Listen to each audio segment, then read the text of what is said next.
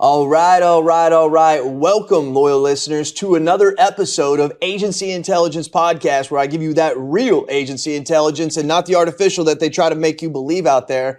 I'm back here with the executive sessions.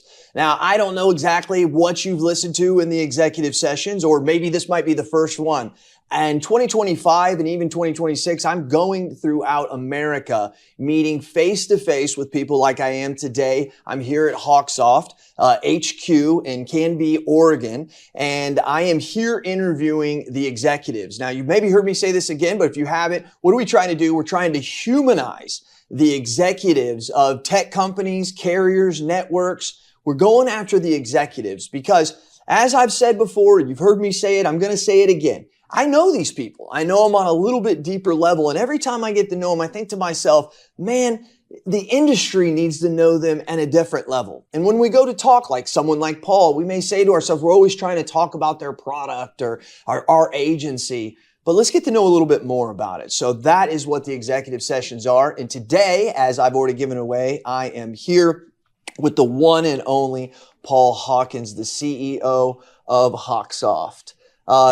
You know what? You know him out there. And there's no way you don't know Paul, okay? Paul comes to all of the events, even if it's not his event, but you do not find a CEO who even comes to all of his own events, right? I mean, does so much. And this was an easy one for us to do. So Paul, welcome to the podcast, the executive sessions. Thanks for having me. Yeah. Paul, I was telling you earlier in 2014, I think was the first time that I had met you. I was speaking as a keynote speaker at your event, and you had reminded me it's actually Sandusky, Ohio, and it was. That is so good because I never would have pulled that out.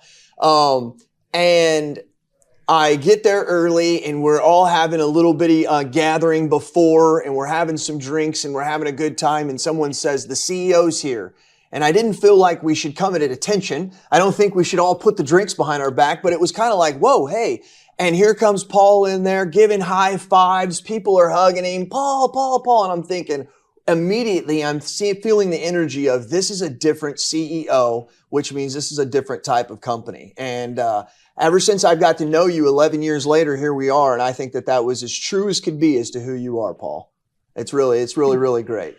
That's what I try to be. Because we're about people. I'm about people. Mm-hmm. People is what makes the difference in this industry.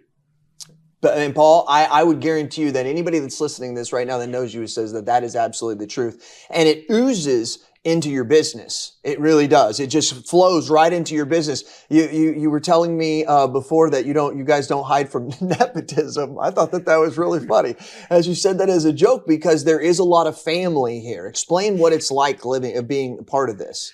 Well, it rings true in the industry because 75-80% of the agencies are family businesses. True.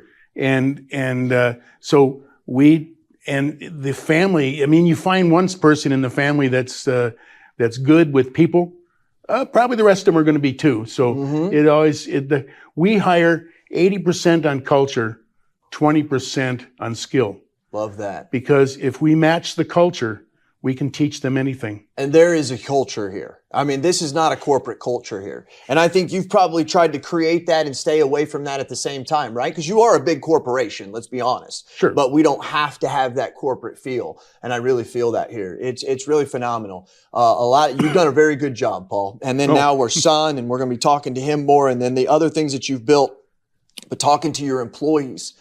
Sometimes they say character is what you do when people aren't around, right?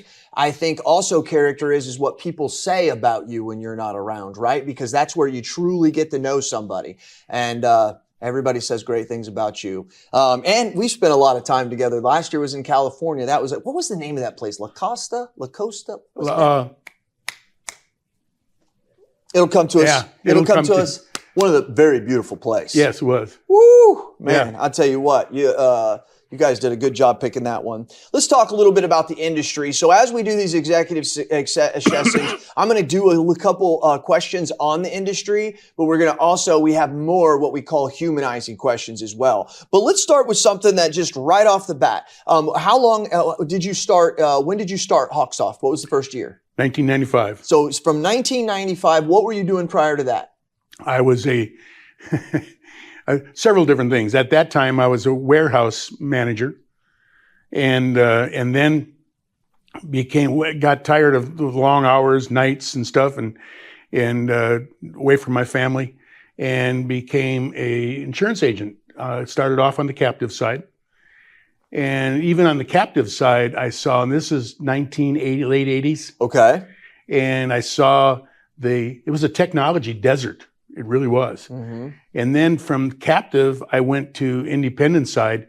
Then I hit the real desert. I mean, it was, and the first 10 years in the industry, it was like glacial movement, so slow in the technology. And that's one of the things that excites me now, because the technology is moving so fast, almost to the point where it's sometimes a little scary.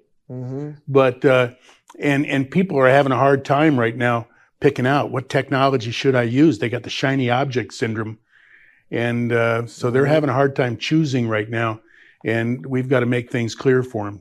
So let's talk about that. What are the specific trends that you see, Paul? Okay. Now I'm going to ask this also to Sean and Rushang as well, but I want to see from you with the most experience, starting in the captives. It sounds like in the late 70s, early 80s, then it's the independent, and then okay. So all from down there creating your own software, which was very funny because I always knew HawkSoft, but it was really funny. I didn't put two and two together. I'm very slow sometimes, probably till 3 or 4 years after I knew that was part of your last name. And I'm not the smartest, loyal listeners. You know that all this time. So what are some trends that you think that you see happening that are going to impact the industry? Well, of course, everybody talks about AI now. Mm-hmm. And I think over the next 5-10 years, as AI develops and gets better, that's going to be a huge difference in the agency. But, I go back to when we first built our management system. Back then, scanning was all third party. If you had AMS, you had a third party scanning system. It wasn't part of the thing. And so the other thing that I see is that as the changes go with the agency, with the technology in the agency, that things are going to change, and things that were peripheral are now becoming core. Texting, right? For instance, I mean that's just part of what you do every day now in the agency.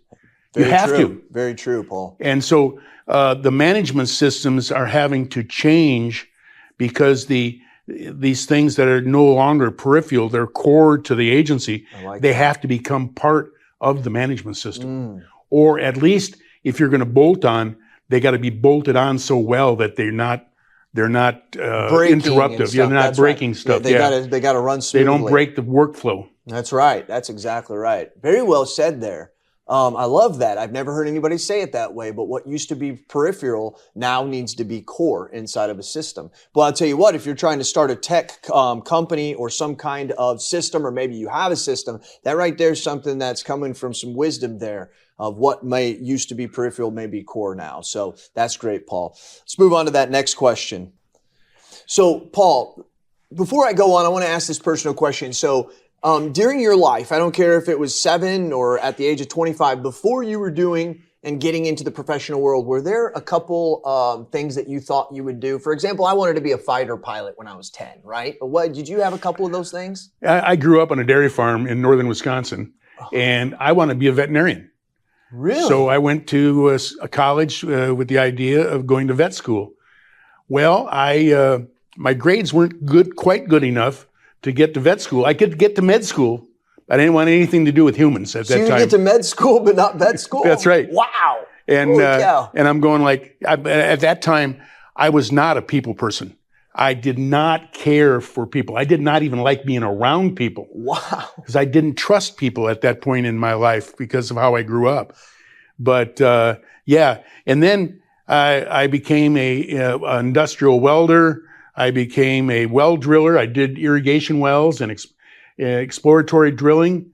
and then came to Portland and was a warehouse manager, and then an insurance agent on the captive side, and then the independent side. So wow, it's a weird road that I traveled. Right. How many head of cattle did you guys milk? 50. 50? Yeah. Fantastic. This was my very first job. My very first job was I used to milk around 230 head of cattle every afternoon at 2 and every morning at 2 in the morning when I was in high school. I was on the work program. Yeah. That's very interesting. I was getting paid $15 an hour in 1996 on a dairy farm. My first job outside of the farm, I worked at a canning factory that canned peas and beans, and I was the top paid guy there at $2.25 an hour. $2.25? Yeah. But I'm telling you, $15 though in 1990 was a lot of money for a high school kid. I had the speakers, I had the grand dam with the boom, boom, boom in the back, it was all that. Yeah. All right, send it on me. I apologize. All right, so let me ask you this. HawkSoft has an unbelievable reputation when it comes to independent agents. I mean, seriously, we should have there should be some literally national award on the goody-feely corporations of the industry. You guys lead it. What do you feel is the reason why people love your platform and love your company? Well, and if you look at the management systems, the technology part of it, they all kind of do the same thing. Yeah, a little different, maybe do it a little bit different. But what makes the difference is how you treat them. We are a people-first company, and our technology, we really work at it's people first. I tell people that if the technology doesn't support the relationship, get rid of it. Mm-hmm. Love it. Love it. And it goes back to that culture thing. You hire there first. It's all about the people. I don't think that there's anything that you could say other than it's about the people. And it sounds like it's something you say over and over, but there's people that are listening to this that know who HawkSoft is and realizes that sometimes the best part of our brain, I've heard this said before in a study, that the best part of our brain that makes some of the most best decision makings is the part that doesn't know language. And so sometimes when we're trying to talk about something so impactful as what HawkSoft is, that's why it's hard, I think, sometimes for us to grab those. Now, when you were an agent yourself, and you were an agent, as you said, but what was happening during that time as an agent right before you got to HawkSoft that made you have this vision to go HawkSoft? What was that? Was something that triggered your mind? Was this something that had come along? How was it? Well, in all, I think it's genetics a little bit, because my son is the same way, and my dad was definitely the same way. My dad was always trying to build the better mousetrap. Okay. And in fact, my dad personally built the parts to the camera that went to the moon. Really? And wow. And then my brother that took over from my dad in that company was the first one to build parts to the artificial heart. Wow, that's impressive. And so it's kind of genetic thing. I always want to make things better. I want to improve. I take any system, even if it's not broke, let's make it better. And so that was the thing, and back when I first started, my biggest concern in the agency was where my Yellow Page ad was going to be. Very true. And what it was going to look like. And then I got my Yellow Page ad. Then I sat by the phone aggressively waiting for it to ring. And then I go like, oh, we can do this better. We can, even as a captive, I built telephone system that would, for telephone prompting, because we were always doing cold calling and stuff like that.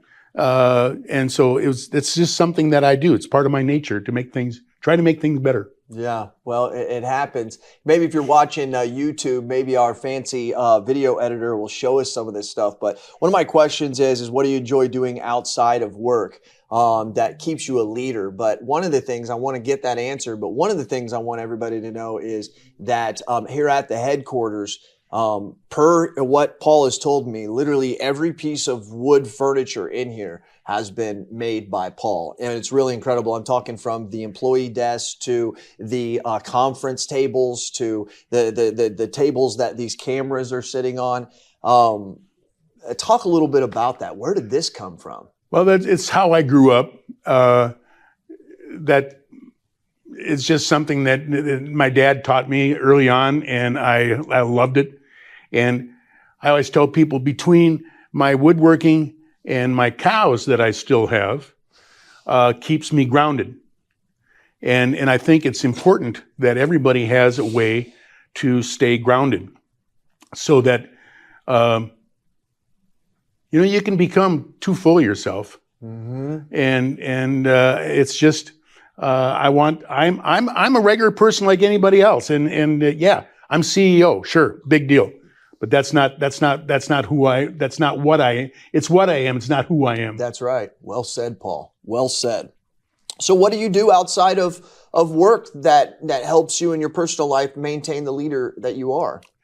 Well, part of it is my religious beliefs. Part of it is just our family. Our family is a very tight family. As you maybe saw here a little bit ago, my great-granddaughter just waddled on by. She's a year and a half old, and I have already got a position for her in the company. And my grandson works for the company. My other grandson's coming to work for the company.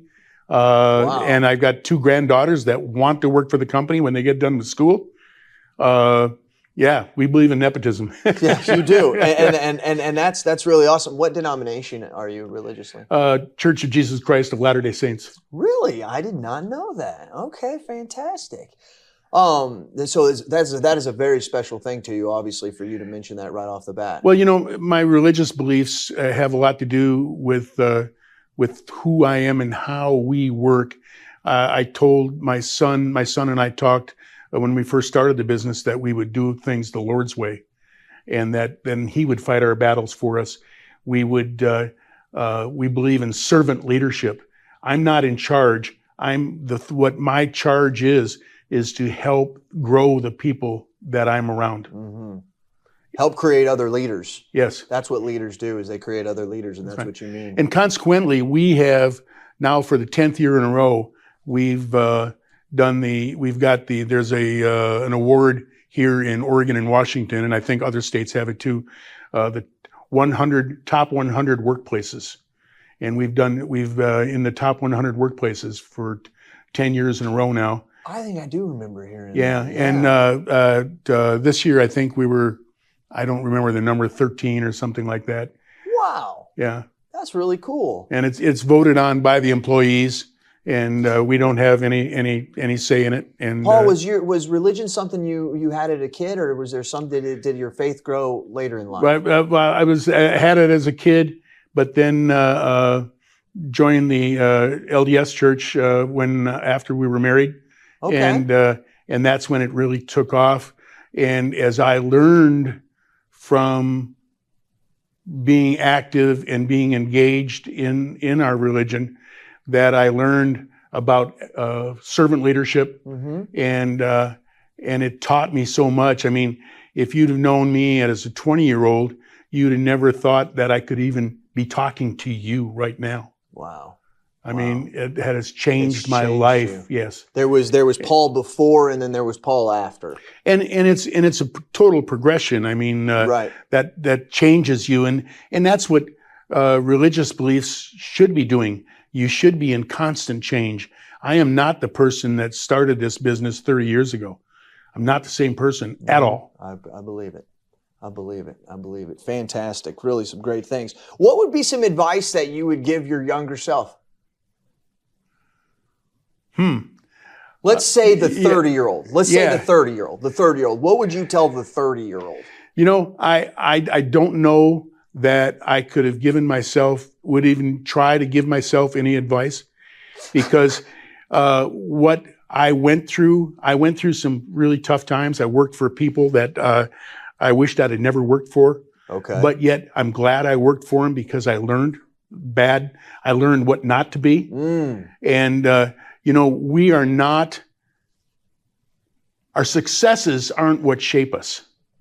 It's our toils and our hard times that shape us and make us who we are.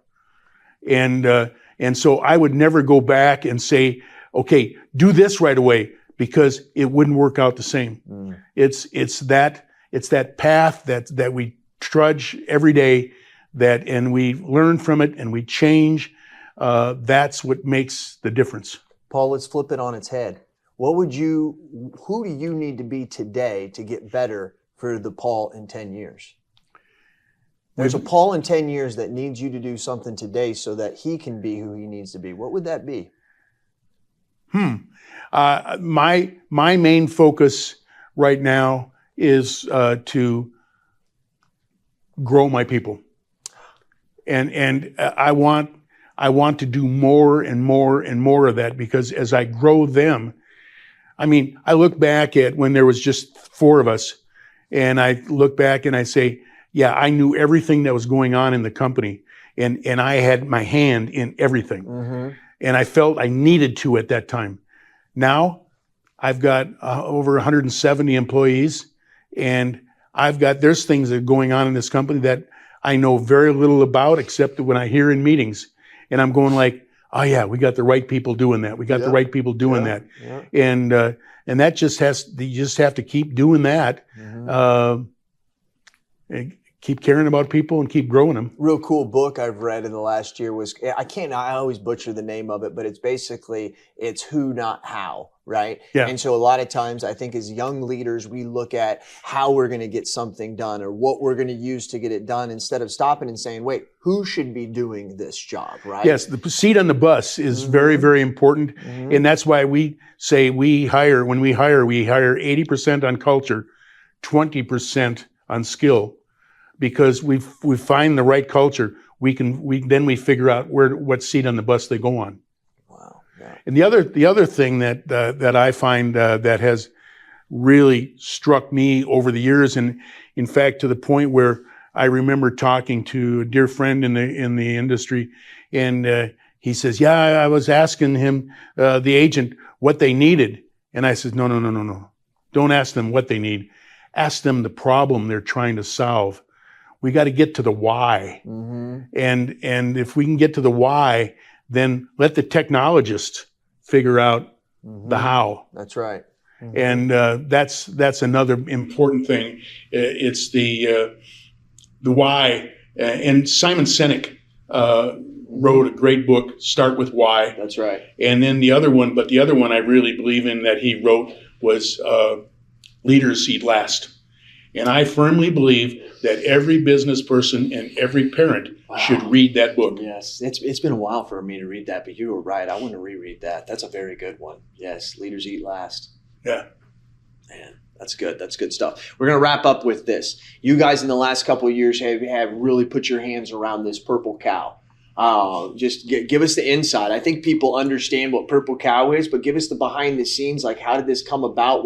How did it become a movement to come all the way through HawkSoft and be what you guys expose yourself to the industry around? Well, you'll be talking to him in a little bit, Rashang Shah. Okay. My marketing guy. I still remember when we hired him. We were just hiring a developer, and this developer knew all the buzzwords. And we got him in, interviewed him, and we found out that he knew what the buzzwords were, but they didn't know anything about them. And and so then I got this resume because we were hiring I wanted somebody finally, about 15 years in, we decided we needed a marketing team. And before that, I mean, we grew all across the country just on word of mouth. And we decided, okay, we need to do a little bit more. And he got his resume, and it was all these buzzwords, and I'm going like, and a really pretty resume, and I'm going like, it's another one. Oh, wait a minute, marketing person. Yeah, that's what they're supposed to do.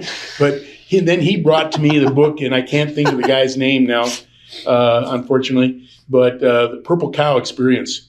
And Seth Godin, isn't it? Didn't Seth Godin do the Purple Cow? Yeah, I think so. Anyway, he and it really struck me because of the fact, growing up on a dairy farm, black and white Holstein cows, and if I'd have seen a purple and white cow, yes, I would have stopped. I would have taken a picture, and the next person I saw, I would have told them about that purple and white cow. And that's what we want to create for our customers. We want to give them the experience that they will talk to their friends about HawkSoft, and we want to give them the tools that they can do the same thing with their customers. That's right. That's right. Cool. I see that now. I see. So Rashang was a part of that, bringing that in? Yeah. And is that like a book that you put through the whole office and said everybody needs to read this book? Do you do that ever? Yes, we do. In fact, we did that with Leaders Eat Last and Start With Why. Oh, okay. All right. I mean, I firmly believe that I don't care if they are in management or not. Everybody in the company can be a leader. Mm-hmm. My greatest success for me personally was read in a couple years ago, right before Thanksgiving. It was going to be a 4-day weekend. And one of my employees said we have a virtual break room channel on Teams, and that everybody's talking in and talking to each other and stuff. And she said, I don't know if I can take this. We have a 4-day weekend. I don't know if I like this, being away from my friends that support me and pick me up and teach me like the people around me do. To me, when I heard that, I'm going like, that is success for me. I was getting ready to say that's success. That's exactly right, Paul. Yeah. That's good stuff, man. That's good stuff to hear somebody say that. Yeah. Paul, appreciate your time, man. You bet. I really, Thank truly you. do. So this has been the executive sessions here with the CEO, Paul Hawkins, here in Canby, Oregon. You know what I do? Because I do it for you. Tell me your thoughts and tell me your ideas, and I'm going to tell the world what you have to say. This has been Jason Cass. He's Paul Hawkins. We're out.